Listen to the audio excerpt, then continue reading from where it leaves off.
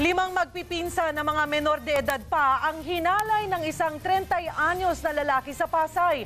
Ang masakla pa ang suspect, itinuring nilang kuya-kuyahan. Camille Abadisio, ikwento mo. Magkakasamang napasugod ang limang magpipinsang ito sa presinto sa Pasay kagabi. Inirereklamo nila ang 37 anyos na si Roberto Acosta na nang manyak umano sa kanila sa loob mismo ng kanilang bahay sa Malibay. Mapababae at lalaki hindi raw nakaligtas sa kamay ni Acosta. Nagubad siya tapos pumunta po siya sa harap ko. Tapos pupilit niya pong nilalapit yung ulo ko po sa ari niya. Si Hazel naman, 16 anyos pa lang nang simulan daw babuyin ni Acosta. Pumapasok po sa kubeta tapos nagpapakita po ng ari. Tapos yun po, pilit niya niyaya na magpaano po daw sa kanya, magpagalaw.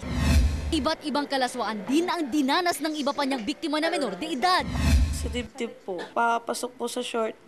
Tapos igaganon niya po, tatouch niya lang po. Lumapit po siya, nakapalda ako. Tapos sinipuan niya po ako sa hita pataas po, hanggang sa puwet po. Itinuturing na kuya-kuyahan ng mga bata ang suspect na kinupko pa man din ang kanilang lola ilang taon nang nakakaraan. Si Acosta naman todo tanggi sa mga bintang sa kanya. Hindi po totoo yun. Kahit mamatay po magulang ko, wala po akong po. Nahaharap sa kasong acts of lasciviousness at violence against women and children si Acosta. Camille Abadisio, News 5.